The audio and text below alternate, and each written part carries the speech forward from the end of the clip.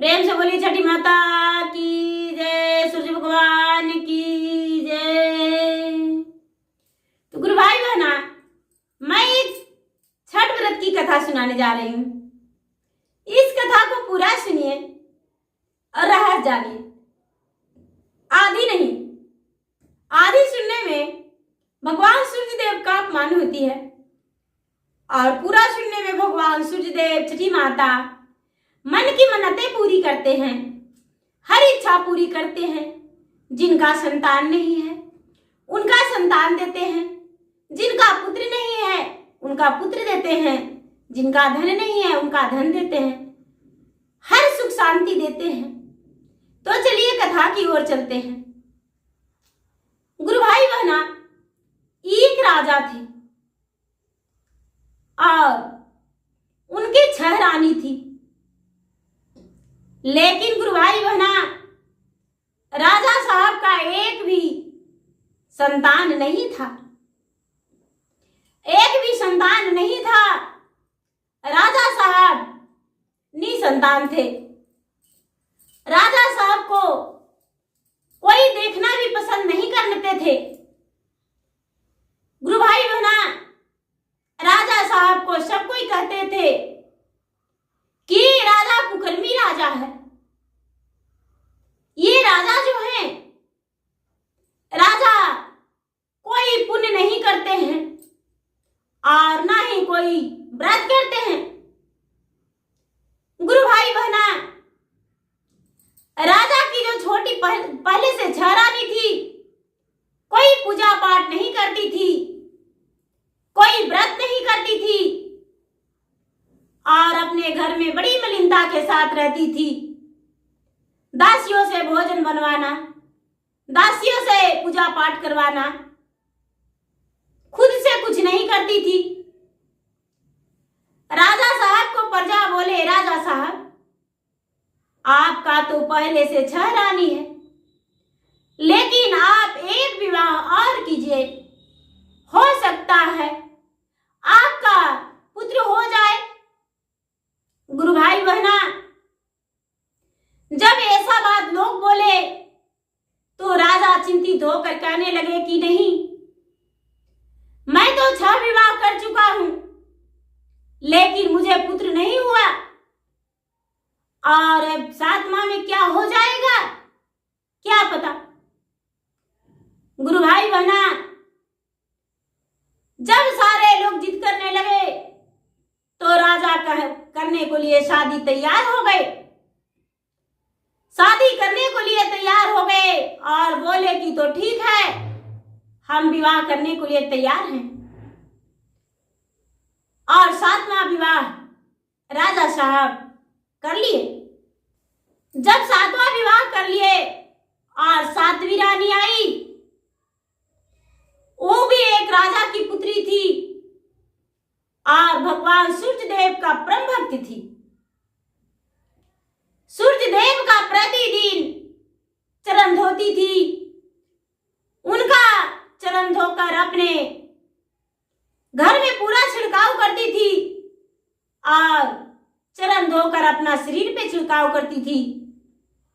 जब विवाह हुआ और राजा की पत्नी बनकर आई तो घर में देखती है कि प्रतिदिन नहीं झाड़ू लगता और नहीं तो लीपा पोती होता है, नहीं धुआता है घर जल्दी। बड़े मलिनता के साथ सब रहते हैं। अपने पति से बोली, 7वीं रानी, राजा साहब आप यदि मेरी बात मानने को लिए तैयार हो जाए तो क्या आपसे कुछ हम प्रश्न कर सकते हैं? राजा बोले, हाँ रानी साहब। रानी बोली, द्वार पे सूर्यदेव का मंदिर बना दीजिए। बोले कि नदी का आधार था उस सब जगह पे और इसी आधार पे एक सूर्यदेव का मंदिर बना दीजिए। घर तो मेरा नजदीक है, हम प्रतिदिन सूर्य भगवान का पूजा करेंगे। राजा साहब बोले, ठीक है, अति सुंदर। गुरु भाई बहना, छोटी के अनुसार राजा मंदिर बनवाने का तैयारी कर दिए और मंदिर बनने लगा। जब मंदिर बनने लगा तो मंदिर तैयार हो गया और मंदिर के उद्घाटन के लिए राजा साहब यज्ञ करवाए और यज्ञ में सब देवी देवताओं का आवाहन की रानी राजा महाराजा का सबका निमंत्रण करके भोज भंडारा करके और मंदिर में पूजा करने लगी। गुरु भाई बहना, अब प्रतिदिन छोटी रानी पूजा करती, प्रतिदिन छिड़काव करती गंगा जल को लाकर घर में और प्रतिदिन झाड़ू पोछा लगाती घर में। उसके बाद जब कुछ समय बीता तो कार्तिक मास का व्रत आया। कार्तिक मास का व्रत आया तो अपने पति से बोली, हे पतिदेव जी, हम भी व्रत करेंगे, क्या आप मुझे व्रत करने देंगे? बोले, हाँ, क्यों नहीं व्रत कर सकती हो, व्रत करो, क्या दिक्कत है? मेरे घर में क्या कमी है जो तू व्रत नहीं करेगी? व्रत करो। गुरु भाई बहना, ये बेचारी छोटी रानी व्रत ठान दी। गुरु भाई बहना, छह रानी ने जब बेचारी घी मंगवाई तो घी के बदले सरसों तेल का डब्बे धर दी और उसी में पकवान बना के दे दी। गुरु भाई बहना, जब ये बेचारी चक्की धोकर गेहूं पीसी तो क्या की कि झूठा सकरी वाला इसका आटा धर दी और इसका जो पीसा हुआ था वो हटाकर रख दी। गुरु भाई बहना, फल फलहरियां जो था छह सौतन ने क्या किया कि झूठा कर दी और ये बेचारी अनजान में वही चीज से अर्घ दे दी। राजा साहब रानी दोनों गंगा जी के घाट पर जाकर और अर्घ दिए। छह सौतन भी जो थी जो साथ में गई, लेकिन दिखावे के लिए गई थी, मन से नहीं। गुरु भाई बहना, जब वहां अर्घ दी तो भगवान इसका अर्घ स्वीकार लिए। ये नहीं कि सौतन ने झूठा कर दी थी तो अर्घ स्वीकारे नहीं, भगवान अर्घ स्वीकार लिए। गुरु भाई बहना, कुछ ही दिन बाद पता चला कि छोटी रानी गर्भवती है और जब गर्भवती का सुनी ये छह रानी तो कभी सीढ़ी पे तेल गिराती, कभी आंगन में तेल गिरा देती, कभी तो उसे जमाल घोट पिला देती, कभी कुछ खिला देती। लेकिन माता छठी षष्ठी माता इसका बच्चा का रक्षा कर रहे थे। इसका पेट में जो बच्चा पल रहा था छोटी रानी का, वो बच्चा का कुछ नहीं हुआ और उसका जब वो तेल गिराती तो ये तो गिरती नहीं, सौतन ही छह सौतन में से कोई गिर जाती थी। कोई भी नुकसान पहुंचाने पर इसे कुछ नहीं होता था, उन्हीं लोग का धोखा हुआ करता था। गुरु भाई बहना, एक दिन क्या की कि दरवाजे पे एक गड्ढे खुदवाई रात में, रुपये देकर मजदूर से और काचे सूत बिनवा के उसपे एक चटाई काचे सूत का रख दी और बोली, चलो जो गर्भवती रहते हैं वो घूमते हैं, तू घूमती हो नहीं, चलो घूमने। आगे आगे छोटी रानी को कर दिए। पीछे से जो छह सौतन थी वो जाने लगी। गुरु भाई बना, गड्ढा लंबा चौड़ा था, ढका हुआ। ये बेचारी आगे आगे पार हो गई। अंधेला था, दिखाई नहीं दिया। छवो सौतन ने गड्ढे में गिर गई। अब पूरा चिल्लाने लगी, अरे मुझे बचाओ, मुझे बचाओ। लेकिन गुरु भाई बहना, जो छोटी वाली सौतन थी, बेचारी छोटी रानी, सूर्य देव का भक्त थी, माता छठी तो इसे पार कर दिए। लेकिन 6 रानियां गड्ढे में गिर गई।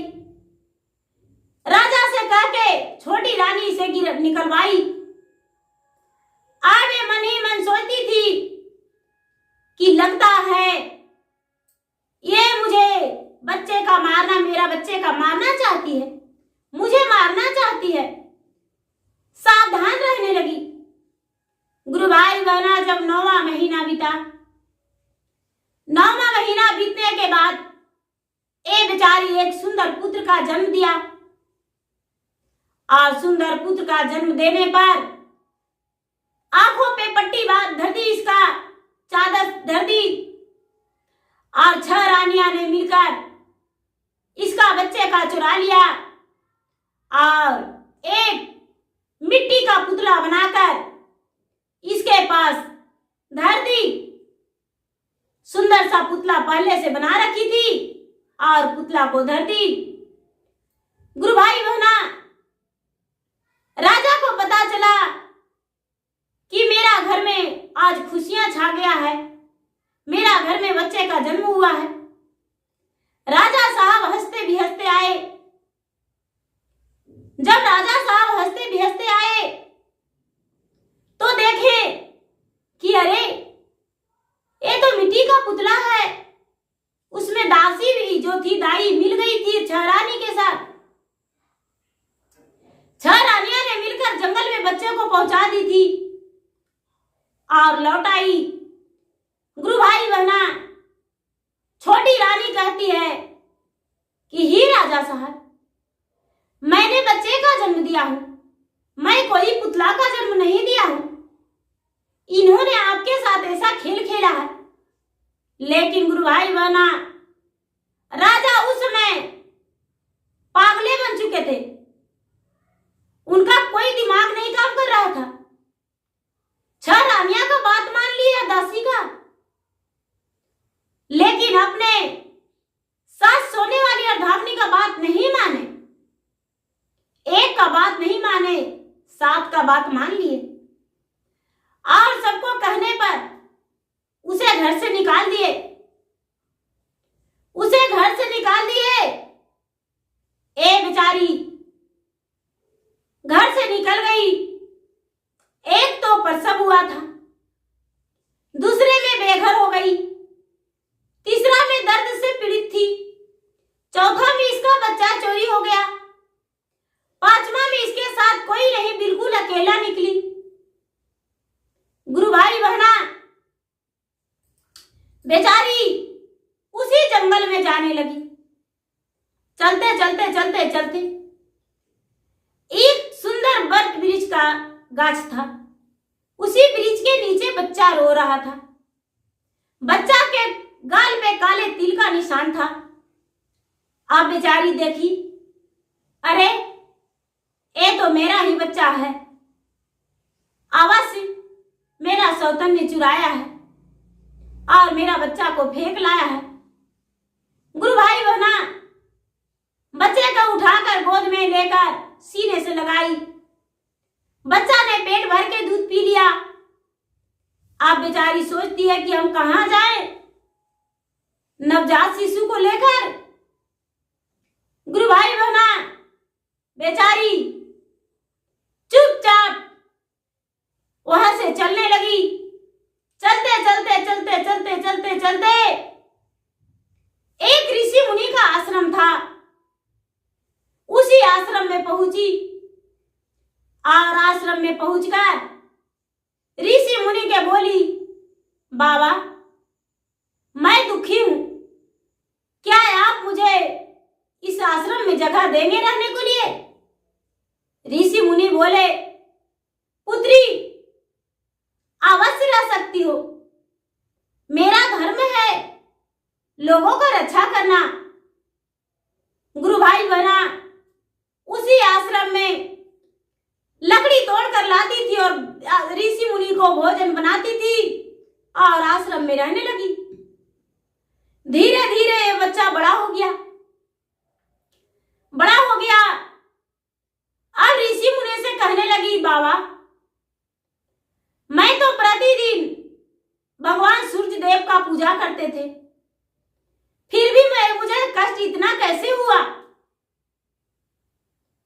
ऋषि मुनि कहने लगे, पुत्री तू नहीं जानती हो, ये भगवान का लीला है। भगवान ने अपने लीला रचा दिए हैं, कितना तुम सहती हो।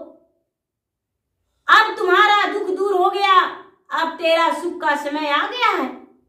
तू व्रत करो और व्रत करके भगवान का आह्वान करो, तेरा दुख दूर हो जाएगा। बेचारी रानी, उसका जो पुत्र था लकड़ी तोड़कर बाजार में बेचता था और बाजार में बेचकर और उसी से खाता था और 2 पैसे बचाता था। माँ के लिए छठ में सारा सामग्री ले आया और माँ से व्रत करवाया। माँ अर्घ दी और माँ जो थी रानी, बेचारी छोटी रानी, दुखी रानी, भगवान से प्रार्थना करके बोली, हे भगवान, हे सूर्य देव, जितना आप दुखों का पहाड़ मेरे सिर पे तोड़ दिए, सारा दुख का मैंने सहा, लेकिन मेरा पुत्र का कहाँ स्थायी जगह मिलेगा वो आप दिला दीजिए। मेरा पुत्र मेरे साथ बहुत कष्ट झेला। इसका पुकार भगवान सुन लिए और सुनकर प्रचंड होकर कहने लगे, पुत्री तू चिंता मत करो, तेरा पति जो है तुझे बाजे गाजे के साथ अपना घर ले जाएंगे। तूने छठी व्रत किया है और कल ही तेरा पति आएंगे। गुरु भाई बना शाम का अर्घ दी और सवेरे भी अर्घ दी और बेचारी घर आई, प्रेम पूर्वक भोजन की। जब पारण हुआ तो पारण के दिन इसका पति शिकार करने उसी जंगल में पहुंच गए जो कि कभी उसका पति शिकार नहीं करते थे। और उस दिन मन उनका विचलित हो गया कि हम शिकार करने जाएंगे। गुरु भाई बहना जब शिकार करने गए तो राजा सुकुमार थे। शिकार करते करते राजा बेहोश गिर गए उसी वन में। और जब बेहोश गिर गए तो उनका ही पुत्र लकड़ियां तोड़ रहा था। देखा कि एक मुसाफिर गिरा पड़ा है, घोड़ा उसके सामने समीप खड़ा है और वो मुसाफिर बेहोश है, प्यासे। इसका जो पुत्र था 12 वर्ष का हो चुका था। गुरु भाई बहना, ये बेचारा क्या किया कि राजा को अपने गोद में उठाकर ऋषि मुनि के आश्रम में जहां इसको मां रहती थी वहां लिवा लाया और लाकर उस पे जल छिड़काव करके और उसे होश में लाया। ये बालक जब होश में लाया, राजा आंखें खोले तो नजर पड़ा एक बालक पे।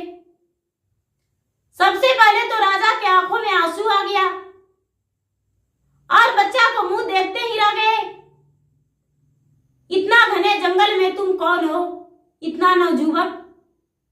राजा साहब, मैं हूं, बिना पिता के पुत्र हूं, मेरी माँ है यहाँ, बाबा रहते हैं, उसी के साथ हम अपना जीवन गुजर करते हैं। जब भोजन परोसाया, राजा को भोजन परोसाया, बच्चा बोला, राजा साहब आप भोजन कर लीजिए मेरे घर। भोजन करने लगे तो निवाला लिए मुंह में, उनका आंखों का आंसू टपकने लगा। बच्चा पूछता है, हे राजा साहब, ऐसा क्या हुआ जो आप खाना खाते खाते रोने लगे? मैं तो दिन भर लकड़ियां बेच कर लाता हूं,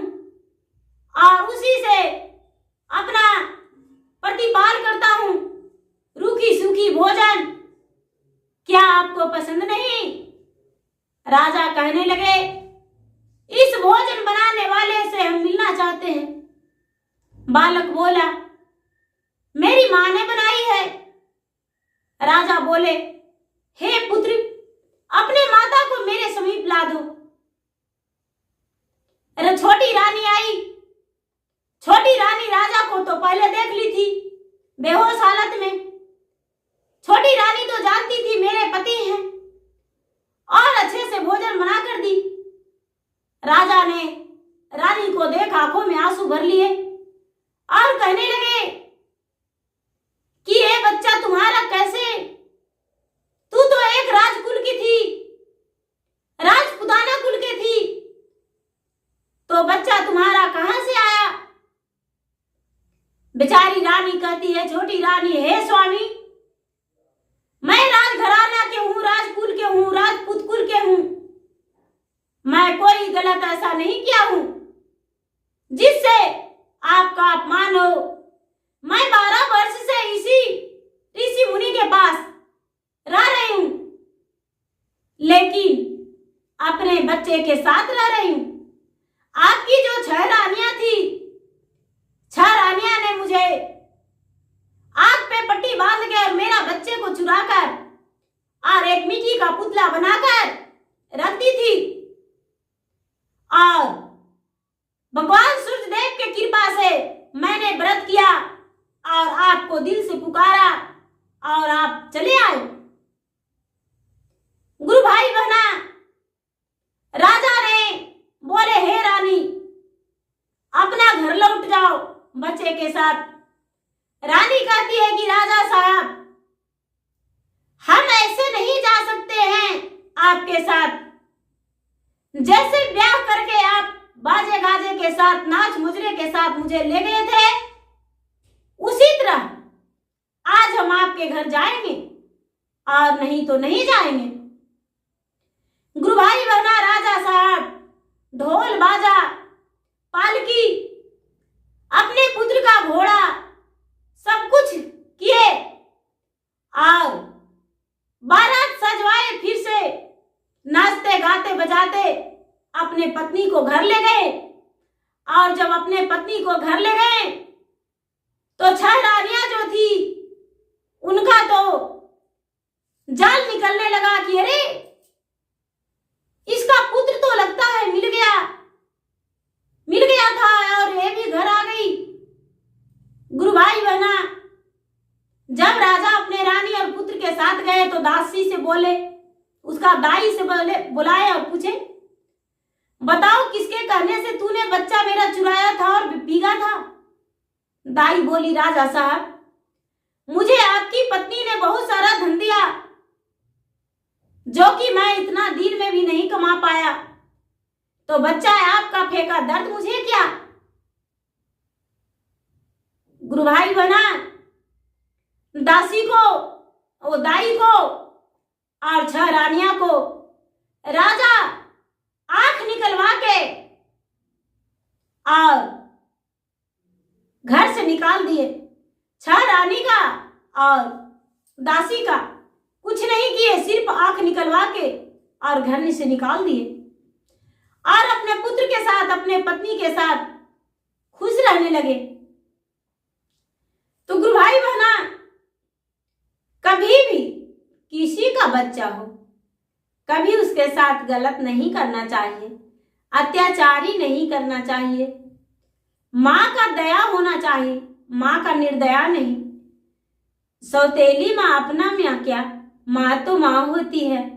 हम लोग माँ दुर्गा का पूजा करते हैं, माँ छठी का पूजा करते हैं, माँ काली का और पार्वती का पूजा करते हैं, लेकिन माँ जो है हम लोग पर दया बरसाते हैं। ये नहीं कि हमें सीधे जीते जी मार देते हैं। तो गुरु भाई बहना, मेरा वीडियो अच्छा लगे तो इसे लाइक कीजिए, शेयर कीजिए, सब्सक्राइब कीजिए।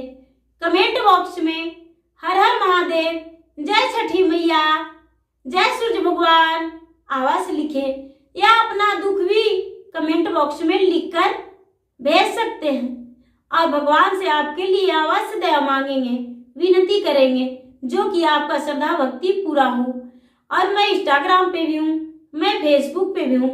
मेरा फेसबुक पे फॉलो कीजिए, लाइक कीजिए, शेयर कीजिए। धन्यवाद। जय छठी माता, जय सूर्य भगवान।